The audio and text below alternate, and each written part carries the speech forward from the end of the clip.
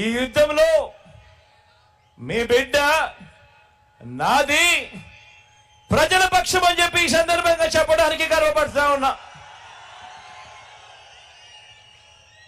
ఈ యుద్ధంలో దత్తపుత్రుడు, ఈ యుద్ధంలో మన ప్రత్యర్థులు చూడండి. ఈ యుద్ధంలో ఓ దత్తపుత్రుడు, ఓ ఎల్లో మీడియా అంటే ఈ పాటికే మీకు అర్థమై ఉంటుంది. ఓ ఈనాడు, ఓ ఆంధ్రజ్యోతి, ఓ TV5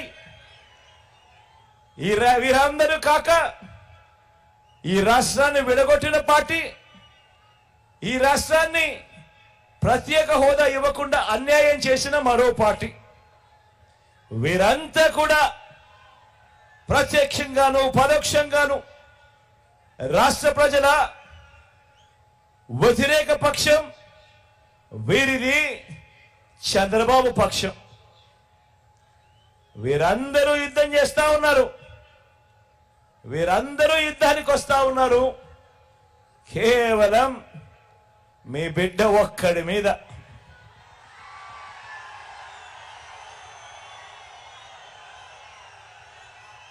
ఇన్ని జెండాలు ఏకమవుతా ఉన్నాయి, ఇన్ని పార్టీలు ఏకమవుతా ఉన్నాయి, కుతంత్రాలు కుట్రలు జరుగుతా ఉన్నాయి. కేవలం మీ బిడ్డ ఒక్కడే ఇటువైపున.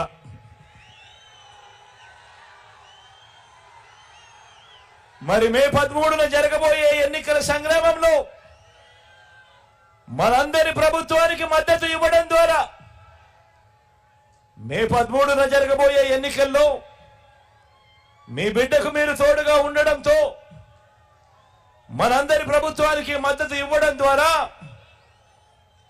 పేదలు, పిల్లలు, అక్క చెల్లెమ్మలు, అవ్వ తాతలు, రైతులు, బడుగులు, బలహీన వర్గాలు, మైనారిటీలు, వృత్తి వర్గాలు వీరందరి తరపున నిలబడి వీరందరినీ రక్షించేందుకు మీరంతా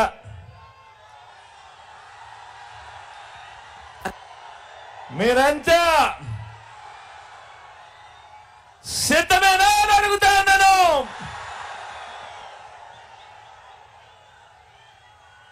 ధర్మాన్ని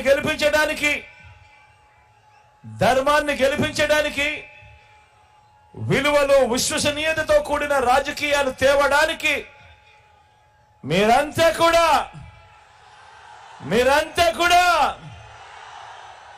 సిద్ధమేనా అడుగుతా ఉన్నాను.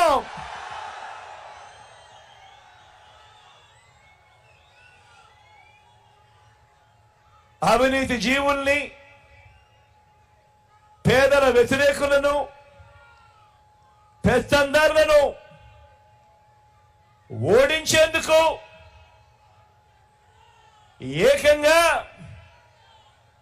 175కు 175 అసెంబ్లీ స్థానాలు, ఏకంగా 25 ఎంపీ స్థానాలకు 25 ఎంపీ స్థానాలు గెలిపించుకొని పేదల భవిష్యత్తుకు తోడుగా ఉంటూ డబుల్ సెంచరీ సర్కార్ను స్థాపించేందుకు సిద్ధమేనా అని అడుగుతా ఉన్నాను.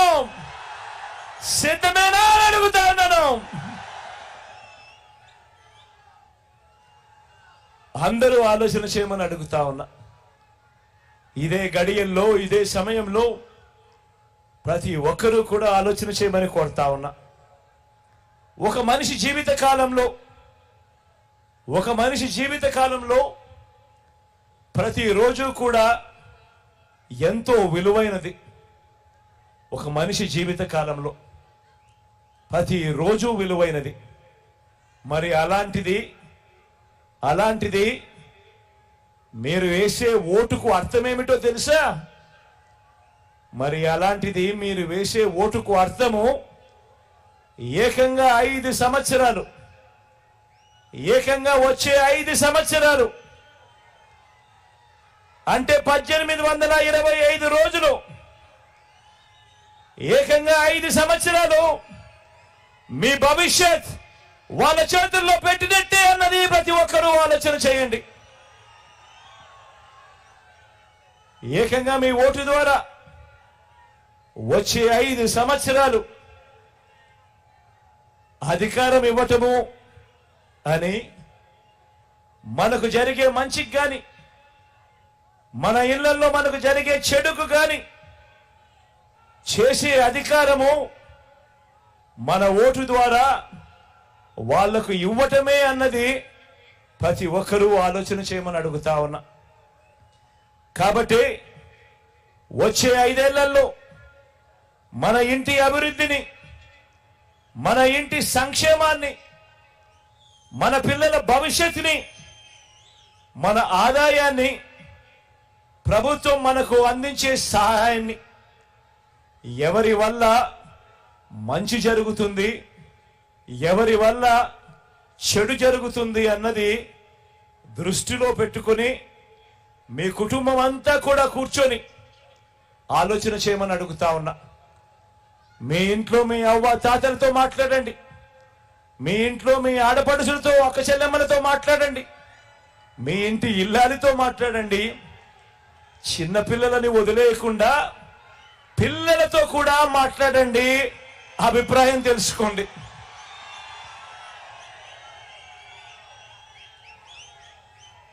అందరితో ఆలోచన చేసి ఎవరి వల్ల మీకు మంచి జరిగింది, ఎవరి వల్ల మీకు మంచి జరిగింది, ఎవరు ఉంటే మీకు మంచి జరుగుతుంది అన్న ఆలోచన నిర్ణయం తీసుకోమని తర్వాతే ఓటు వేసే ముందు అని చెప్పి అడుగుతా ఉన్నా. ఎందుకంటే ఇంతకు ముందే నేను చెప్పా, ఈ ఓటు కేవలం ఎమ్మెల్యేలను ఎంపీలను ఎన్నుకునేందుకు వేసే ఓటు కాదు ఇది. ఈ ఓటు వల్ల మీ తలరాతలు, మీ భవిష్యత్తు మారుతుంది అన్నది ప్రతి ఒక్కరూ జ్ఞాపకం పెట్టుకోమని కోరుతా ఉన్నా. ప్రతి ఒక్కరూ ఇంటికి వెళ్ళండి, ప్రతి ఒక్కరూ ఇంటి పక్కనే ఉన్న ఇరుగు పొరుగు ఇళ్లలో ఉన్న అక్క చెల్లెమ్మల కుటుంబాలను వాళ్ళను సందర్శించండి. ప్రతి ఒక్కరూ కూడా గత 10 ఏళ్లలో అంటే చంద్రబాబు నాయుడు గారు 5 సంవత్సరాలు, మీ బిడ్డ పాలన ఈ 5 సంవత్సరాలు, మొత్తం 10 ఏళ్ళు. ఈ 10 ఏళ్ళు మొదట 5 ఏళ్ళు పాలించిన చంద్రబాబు ప్రభుత్వం ఏం చేసింది, తర్వాత 5 ఏళ్ళు మనందరి ప్రభుత్వం, మీ బిడ్డ ప్రభుత్వం, మీ బిడ్డ ప్రభుత్వంలో మీ ప్రతి ఇంట్లో కూడా ఏం మంచి జరిగింది అన్నది గమనించి ఆలోచన చేసి నిర్ణయం తీసుకోండి. మీ బ్యాంకుల్లో ఉన్న మీ ఖాతాలకు సంబంధించిన స్టేట్మెంట్ కాపీ ఇది కూడా తెచ్చుకోండి, మీ దగ్గరే పెట్టుకోండి. ఆ స్టేట్మెంట్ను ఒక్కసారి చూడండి. మీ బ్యాంక్ అకౌంట్లలో ప్రభుత్వం బటన్ నొక్కి నేరుగా అక్క చెల్లెమ్మల కుటుంబాల ఖాతాల్లోకి డబ్బులు అందించిన వివరాలు ఎంత, ఏమిటి, ఎవరి హయాంలో ఎవరు మీ కుటుంబానికి బాగు చేయడం కోసం ఎవరు ఎంత ఇచ్చారు, ఏ స్కీము మంచి చేయడం కోసం పెట్టారు, మీ సాధికారతకు, మీ ఆత్మగౌరవానికి ఆ డబ్బులు, ఆ స్కీములు ఎలా ఉపయోగపడ్డాయి అన్నది ప్రతి ఒక్కరూ కూడా ఆలోచన చేయమని కోరుతా ఉన్నా.